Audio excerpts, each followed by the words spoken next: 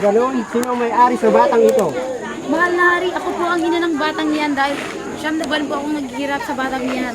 Dahil ang kanyang anak ay patay na. Hindi po yan totoo, mahal na hari. Dahil ako po ang naghirap sa kanya. Hindi mahal na hari, ako po ang ina ng batang yan. Hindi po totoo ang sinasabi niya. Akin po yan. Tahimik! Hindi ko alam kung sino nagsasabi sa inyo ng katotohanan.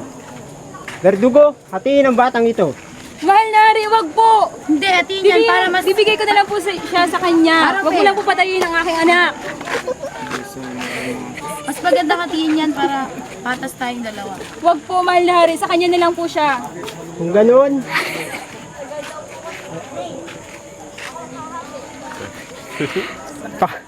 huliin ang babaeng ito. Sapagkat siya ay hindi nagsasabi ng totoo.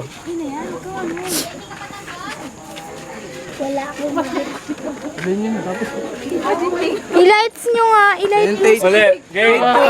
Ang bilis kasi ni ate. Ano eh. Hahatiin ko pangalan, pumasok ka na eh.